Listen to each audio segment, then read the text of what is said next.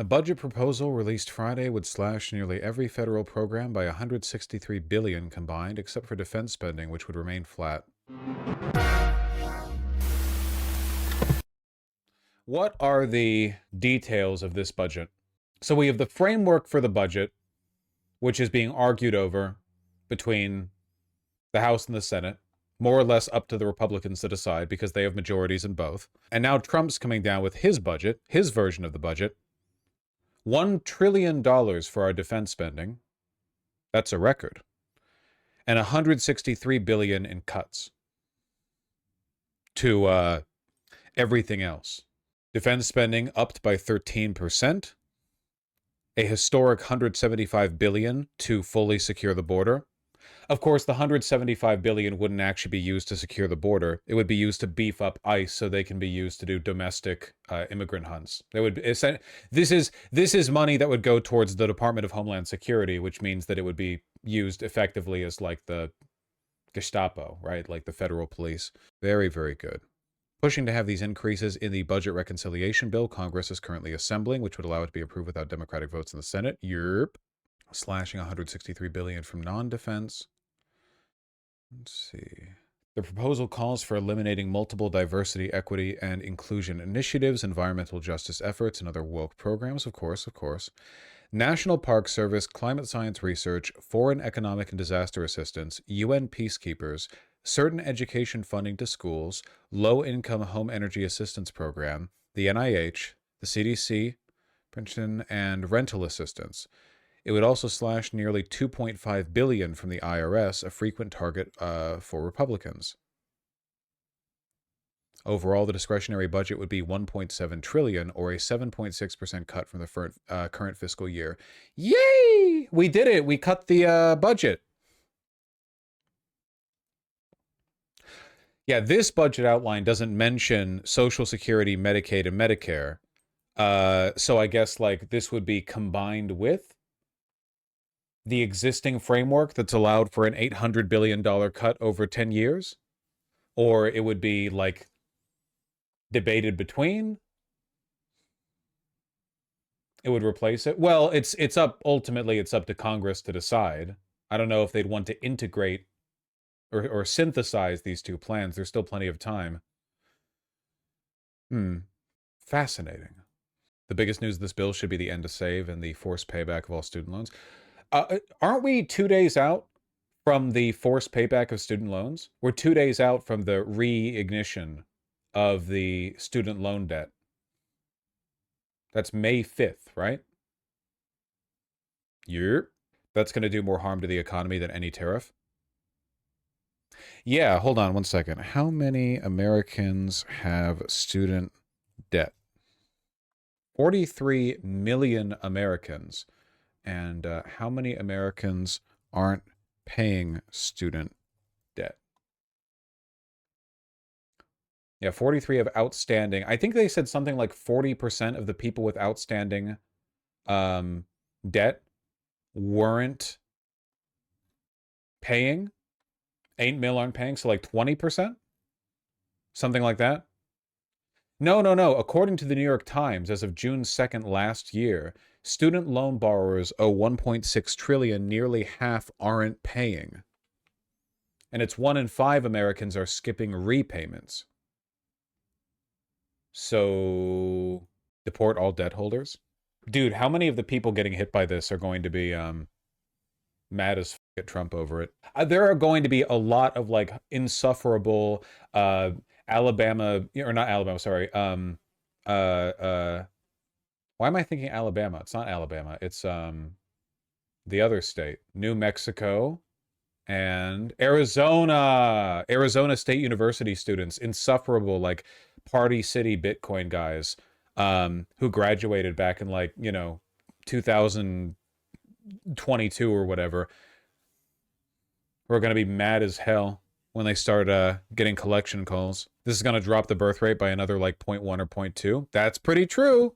That's pretty true. The blueprint proposes a drastic cut in the State Department and international programs budget, nearly 84% lower than last fiscal year. Wow. Jesus.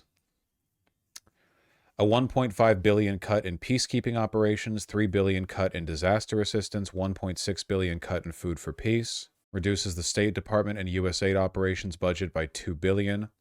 Oh, we're all going to die for real? No, that's foreign affairs. Don't worry. Now let's take a look at the domestic. Cut from EV programs. 400 million cut from the Department of Energy's Office of Nuclear Energy, saying it wants to stop funding non-essential research. Really? For the Department of Energy's Office of Nuclear Energy? Okay. The budget for the DOE also proposes cutting $389 million from a program that cleans up and stores nuclear waste at several different locations around the country. All right, that sounds fine. I can't envision any possible issues with that.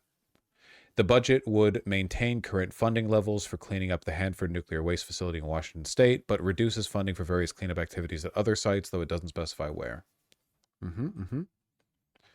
National Park Service operating budget cut by $900 million, cutting its construction, historic preservation, and national recreation funds collectively by hundreds of millions more. Climate research, slashing the earth science research at NASA, including eliminating what it says are low-priority climate monitoring satellites. Oh, what are we just gonna knock those out of orbit, or not send any new ones up, or what?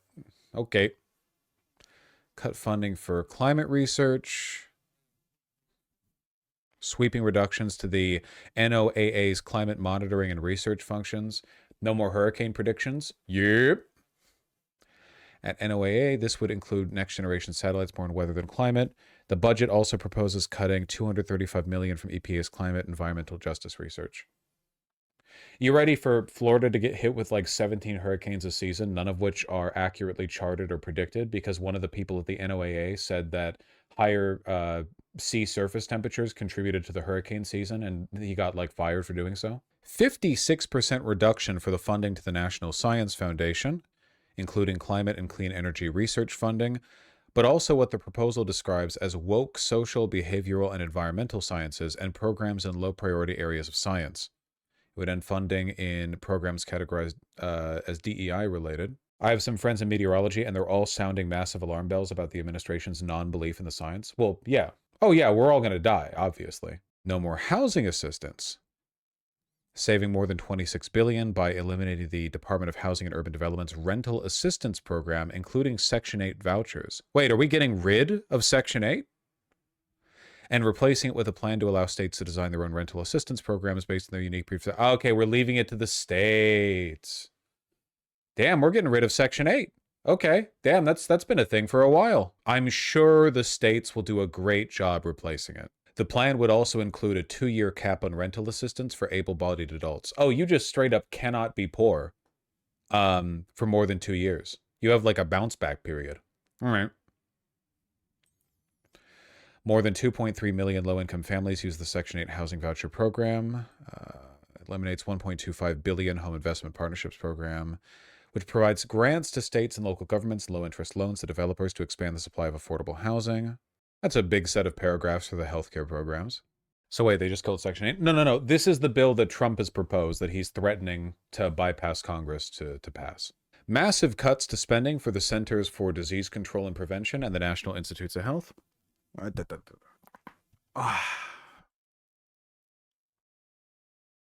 Eliminates a broad range of health programs focused on HIV/AIDS prevention, maternal health, and family planning under the Health Resources and Services Administration. Why does he want to bypass it? Because a lot of Republicans don't like this either. Your president can bypass them? I mean, not legally, but like, yeah, by breaking the law. The CDC proposal more than halves the agency's budget from $9 billion to $4 billion in a plan that refocused the agency on its core mission. That includes cuts and merges for state health funding and a massive reduction to the agency's funding on infectious diseases, opioids, viral hepatitis, tuberculosis, and sexually transmitted diseases.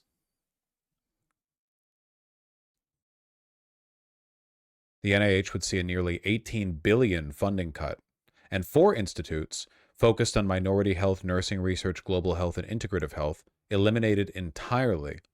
The administration already dismissed most of these institutes' directors and canceled funding to hundreds of research-related grants. or related research grants. Man, this country's actually like done, huh? It's like done. Like actually, like it's beyond just incompetent administration. They're like anti-country. I mean, it's like anti anything, I guess.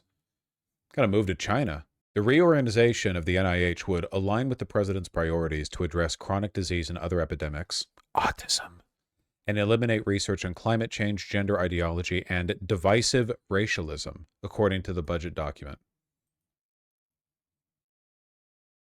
Eliminate the $4 billion LIHEAP program, which helps about 6 million Americans afford their utility bills. It said the program is unnecessary because states have policies preventing utility disconnections for low-income residents, meaning that LIHEAP mainly benefits utilities. Some of this seems like it wouldn't be capable of passing. I don't know, man. Have you considered that Republican legislators hate life and themselves? 12 billion cut from the Department of Education, or 15% of its budget. Eliminate many K-12 and higher educational programs. Cut 64 million in funding for Howard University, the nation's only federally chartered historically black university. Yeah. Yep. It's going to be a very hot summer. Yeah, probably. Especially because, like, there might be more cuts. Because keep in mind that, like, this budget reduction is still before the additional Trump tax cuts. So if they want the budget, if they want to continue to, like, reduce the deficit, which they've been saying they're going to, they might add this in with the Medicare cuts. Or they might just leave it alone. And they want to eliminate a bunch of smaller agencies, including Corporation for Public Broadcasting, AmeriCorps, Institute of Museum and Library Services, 400 Years of African American History Commission, National Endowment for the Arts, National Endowment for the Arts, National Endowment for the Humanities. Damn. Well, it's been a good run. Wow. Sheesh. Yeah, not so well endowed now, huh? Oh, did we lose libraries? Yeah, basically. Would eliminate the $1.6 billion Job Corps program, which it called a failed experiment to help America's youth and said was plagued by violence, assault, sex crimes, drugs, and death. Okay. What Trump wants to spend more money on? Veterans care. That makes sense because the main recipient of additional funding is the Department of Defense, the Pentagon. I honestly, this whole budget from Trump, this reeks to me of MIC involvement. Anyone else getting that feeling? Over in the legislature, right? The Republicans are like, you know, what are we going to cut? Well, in order to like make these needs met, in order to like make the money balance it out, in addition to the tax cuts, we're going to need to cut 800 billion from Medicare over such and such, or Medicaid over such and such time, you know. But like, then Trump comes down with a budgetary suggestion. He comes down with his own budget, and it's like, actually, we're going to give $1 trillion over to the Pentagon and cut like everything else. Yeah, this happening right alongside the change of heart on Putin and the negotiated deal with Ukraine. The MIC's had enough. Lockheed Martin was like, all right, motherfucker, let's remind these people who actually runs the country. But Cenk promised me they would cut the military budget. Any leftist who heard Trump make that errant statement about cutting the Pentagon budget and believed him is an idiot. Just flat out. I saw people falling for that. They were like, oh, wow, man, Trump might actually cut the budget. No. You need to fucking brush up on your historical materialism. Remember who runs the country, okay? Because it's not Trump. It's capital. Why the fuck would a fascist government divest from its military, you moron? The whole point of the government is to take public money in the form of taxes, siphon it from the population, use like 10% of it on making people's lives better, and use 90% of it enriching corporations in public-private partnerships. That's the whole point of the system. That's why everyone feels poor, even though this country has so much money in it. Because rather than that tax money being used on shit that helps people, it gets siphoned back into MIC, you know, shit. It gets siphoned back into insurance companies and healthcare companies and pharmaceutical companies. Like, that's the whole point of the project. The government is a front that corporations put up that gives them the legitimacy and control, the jurisdiction over violence necessary to engage in mass wealth siphoning. That's the whole point. Anyway, other stuff we're getting to spend more money on.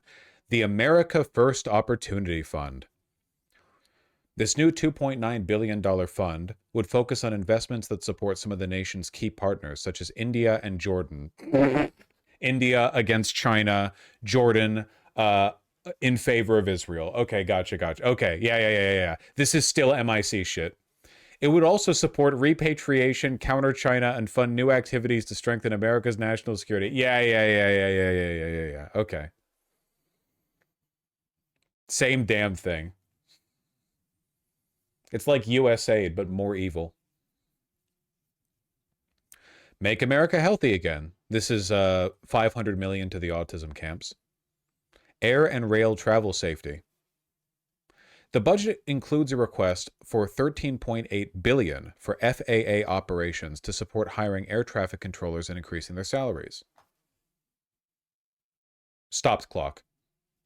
As well as updating the agency's telecommunications system. It's a funding boost of 359 million. I wonder if the only reason they're doing this legitimately is because it was such bad PR for the administration that there were like 50 plane crashes right after Trump took office. That this might actually just be a oops, we broke it kind of deal, even though they didn't break it. Like that wasn't actually Trump's fault. Like we talked about wokeness keeping the planes in the air. But like it actually like these systems just are very overstressed, right? So, okay. Also provide 5 billion for the modernization of FAA systems and facilities that comprise the US National Airspace System, including radar replacement. Okay. Rail safety infrastructure grant 400 million. Okay, all right. I don't know. Broken clock. What is MIC? Military industrial complex. When I say MIC, what I'm essentially saying is like the multi-trillions dollar industries associated with US defense spending. You know, directly and indirectly, the Defense Department is by far the biggest employer in the United States. Or is that Walmart now?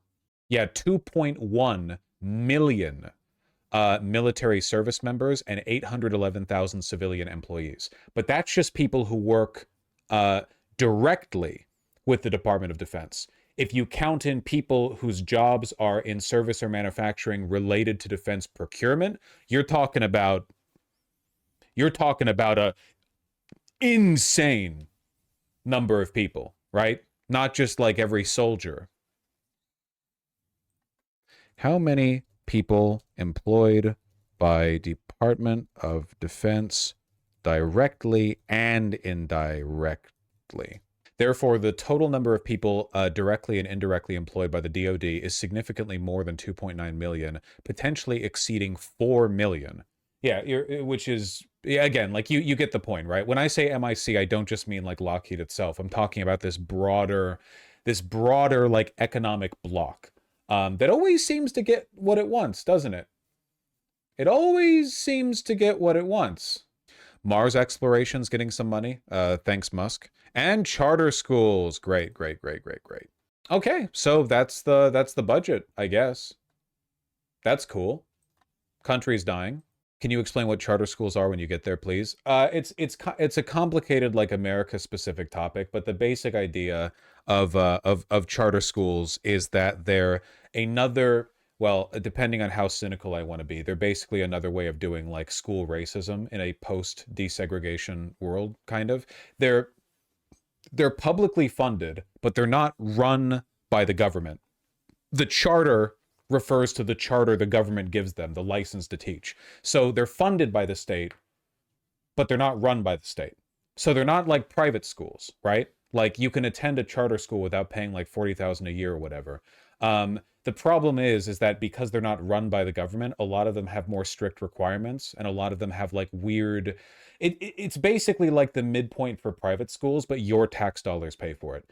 Republicans love charter schools because in practice, a lot of them like the fact that many charter schools are run by weirdo right-wing isolationist types, religious fanatics, people who want to impose like certain doctrines and certain curriculums on students. It's charter schools and school vouchers that are like the two big like Hitlerite. Um, or sorry, not school vouchers, school choice. School choice and charter schools are the two, like post-civil rights era racism in schools type subject of discussion. School choices, school vouchers. Yeah, yeah, I just wanted to use the proper term. I went to a charter school that was great, but a lot of them are for-profit nightmares. Yeah, no, not every charter school is bad, right? It's not that every charter school is bad. It's that support for charter schools from the right is a way of diverting public money into private projects for education, and if the right wants it, you know they want it for evil. Like there's a reason they like them. I'd love to see how the 175 billion to secure the border is going to be spent. This article talks about where money's going, but it doesn't talk about any of that. I guess this is only like a outline for the budget bill, not the full thing. So, well, nah, my estimate is that money's going to be spent on brown shirts. For sure, for sure. You don't need 175 billion to secure the border because the border doesn't need securing because it's fine because it was always made up. This is just a way of diverting more money to the federal police. Man, when the next chance we get, man, the next chance that we get, Jesus Christ, the next chance that we get, we got to get rid of the DHS, the whole DHS. Absolutely, Thana, 100%. But Democrats are never going to back down. Like Democrats are never going to be based on this. They just can't be. Bush may have created the Department of Homeland Security after 9/11, but Obama is the one who expanded it. Obama appointed Tom Homan. Tom Homan was a Hitlerite back then. And Obama appointed him directly. Why are you assuming we get another chance? Oh, don't be that doomer. Nothing lasts forever. I went to a charter prep school that was relatively decent, but yeah, that whole system's kind of... I mean, on principle, I just don't think there should be anything... There should be no private schools.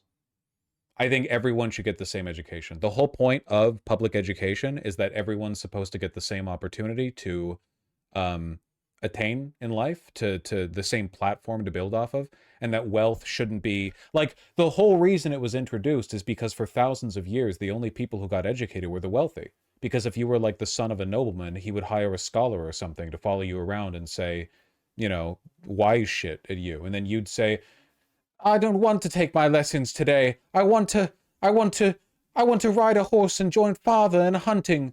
And then the mentor would be like, well, I can't stop you, I guess. I don't know. I want to sing. Exactly. Aristotle to Plato and so on. The whole point of public education is that everyone's supposed to get the same ground foot.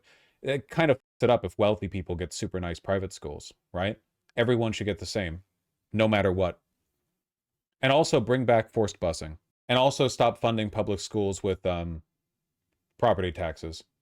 All schools should get exactly the same amount of funding relative to the cost needed to provide the same quality of educational attainment in each area. You can do the math, whatever. And then we need the forced busing, because even then there would still be differences in the quality of schools based on, like, the, let's be real here, quality of the neighborhoods, right? Like, even if you scale the spending in a school differently in a poor urban area that's full of black people and has a lot of crime versus a wealthy area that's full of white people and doesn't, it wouldn't change the fact that, like, maybe gang predominance, the predominance of drugs, or like the family life or whatever, there could still be differences, you know? You need a real blank slate, a real fucking blank slate, okay?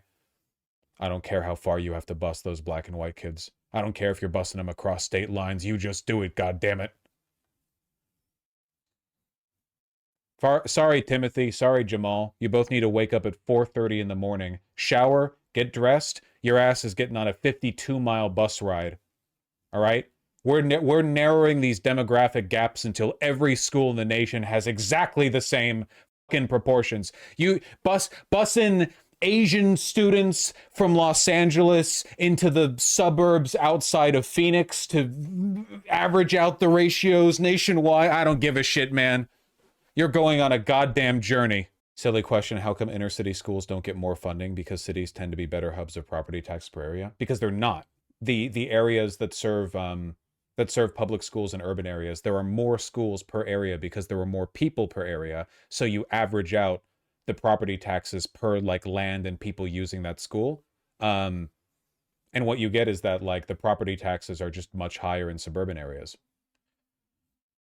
It's just like how the math works out, basically. How should public schools be funded? Well, by the state, like just via tax money, just flatly. And also funded well. Yeah, obviously. Also, renters do not pay property tax, only owners. Yeah, that's a good point as well. Also, like there are different rules for how property taxes pay into schools in different areas, and in a lot of places, commercial land, I don't think it kicks in the same amount, right?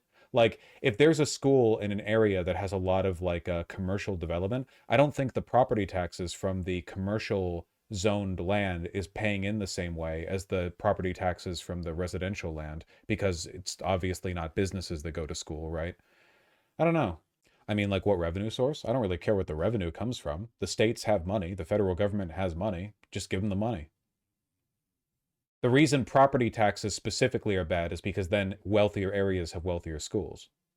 But you could do property taxes as long as you just average them out across the area, right? Like property taxes could pay for schools as long as you averaged it out like statewide, basically, and then like proportioned it in accordance with the attendance at the schools, you know? I'm just saying like it shouldn't be locally segmented. Well, that's good, the arrived hussars, though I don't think that's necessarily the norm. Most Scandinavian countries, you don't have private schools, thus, since the rich have to send their kids to public school, the public schools are well-funded, clean, and well-resourced. Yeah, that's the basic idea. It's like generally, unfortunately, in a capitalist society, institutions are only going to be good if wealthy people are forced to use them too, you know? So wealthy people drive around, so everything is car-centric, you know? Um, but if wealthy people take the public transit, then the public transit will be good. If wealthy people use public schools, the public schools will be good. It's their wealth and their political will that drives where investment goes. If wealthy people use the New York subway, it would be pristine. Yeah, genuinely, yeah. No, 100%. Wealthy people do use the subway though. I think they mean like wealthy people. It, like that if everyone had to. I think the real problem with spending for the MTA is the fact that due to overregulation and a bunch of like weird bullshit rules, it's so expensive to do everything. Isn't it like $1 billion to open a new station in New York City? Or more than a billion? It's like an infinite amount of money, basically. It's infinity money to open a new station. Yes, the MTA is just the worst. Well, no, it's not, because I've been on the MTA now. I can say this with personal knowledge. It actually fucking rules. It integrates like so much of the city. You can just effortlessly bounce between area, like area to area to area for like no money, basically. It's like $3 a day if you average it out. I mean, the organization? Ah, okay, yeah, the organization, yeah, for sure. The metro itself, though, real good. Cost of adding NYC MTA station. New Yorkers pay 3 times what Parisians do to build a subway line. Ugh. It's crazy, man. Most of the overspending isn't where you think it is. My assumption would be it's time mostly because there are so many regulations. There's so many things you have to take into account. Every project takes forever. The longer a project takes, the more people have to be held in retainer. 1.5 billion per mile. Our new stations are way too big. That's probably true. Designs vary too much. Other agencies want a piece of the action. Politicians want to help. Labor's expensive, so is outsourced for expertise. It's probably like corruption to a large extent. I mean, it's New York City, right? A lot of old ties back then. I feel like that's New York building in general, though. It's like this all over the West Coast. They build stuff a lot faster in other countries. Consultancy eats up the cost. We literally, and like, I'm sorry, but this is like the only way to do this, okay? There's just too much capital interest entrenched in it. We literally just need to nationalize the construction process. You don't want to rely on outsourced construction companies. New York City needs a crack team of like city, like municipal construction workers, and they work for the city, and their work and expertise is in the city. They're well paid. They know what the fuck they're doing and they do the work. Yeah, they just write blank checks to private companies. It's insane.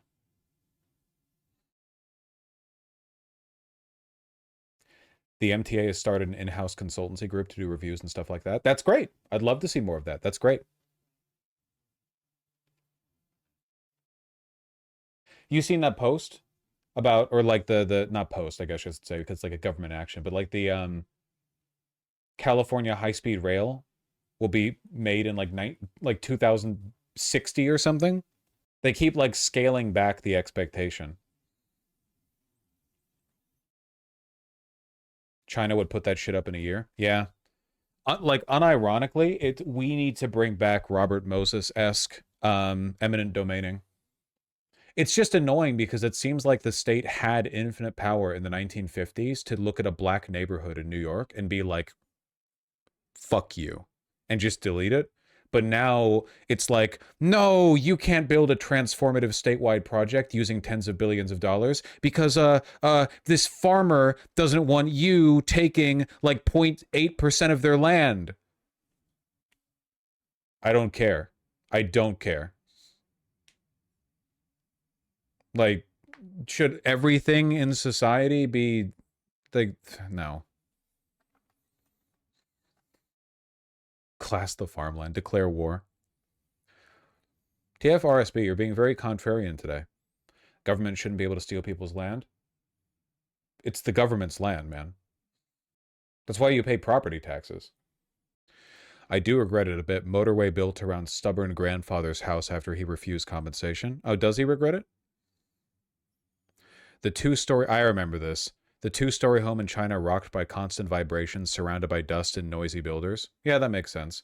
It is like a funny Giga Chad bit, I guess. Like it is a funny bit to refuse to move when China wants to build a highway straight through your house. But it's actually like, can we be real? Oh, is this the N-word lady? Yeah, it is.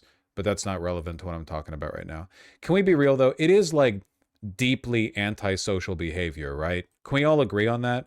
That if there's like this massive national project that has the potential to like this is a highway, so I'm not very highway pilled, but we're talking about high-speed rail here. So you have like a national project that has the potential to transform the entire goddamn state that you live in, and it's like he just doesn't want to fucking move. I'm sorry, like you're not the center of the world. There's a big world out here. I don't believe this is like hyper independent American isolationist bullshit, right? The idea of like fuck literally all of society and the potential for the life to be made better for lots and lots of people. I've gotten used to this house. Just take the payment. Yeah, literal NIMBYism. Despite being offered 180,000. This looks like pounds. Is this one? Is this the symbol for one? It is pounds? Is it in Hong Kong? Why? Oh, this is from independent.co.uk. Okay, sorry, a British newspaper. Sorry, I was confused for a second. Yeah, okay. Isn't 180,000 pounds like a fucking lot of money?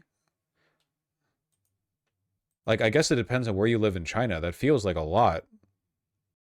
Not anymore. No, no, no. Like to a Chinese person, like that would be a huge amount. How much would you have to pay to be moved, or be paid to move? Dude, if I had a house and it was blocking the construction of an infrastructure project and the government offered me a lot of money, I feel like I wouldn't be that belligerent about it, I guess. Like, I don't know, man. Life is big. Like it's big. You have to understand that sometimes, and it sucks, but like sometimes there are greater things happening. I did like beyond your attachment to a house. Keep in mind, I'm talking about high-speed rail, okay? This is a highway. I'm not as particular about a highway, though I wouldn't want to live in a house that's walled off in the middle of a... The Jinchi County Party Committee secretary previously said Huang, who lives with his 11-year-old grandson, refused to relocate because he was dissatisfied with the government's offer. After a long period of fruitless negotiations, the authorities designed a bypass on both sides of Huang's house to advance the motorway's construction. It is incredibly funny. It's just, I don't know. 180 pounds sterling equals 1.7 million won. The average annual salary is about 120,000 yuan, which is roughly 16,000 USD. Okay, so it's like 10 years of salary, more or less, kind of. I don't understand how this guy has this level of property rights in China. Dude, the CCP is very institutional. They're very like proceduralist. They're not like oh, you've made us angry, like a bunch of dipshit officers with fat pouring out around their tactical gear show up and like menace you, and then later it comes out they didn't know your name and they actually got the wrong place or whatever, you know? If you're doing something illegal, one of which is certain types of critique against the government, like they'll arrest you. But it's not like they're more professional in how they handle their business, I guess.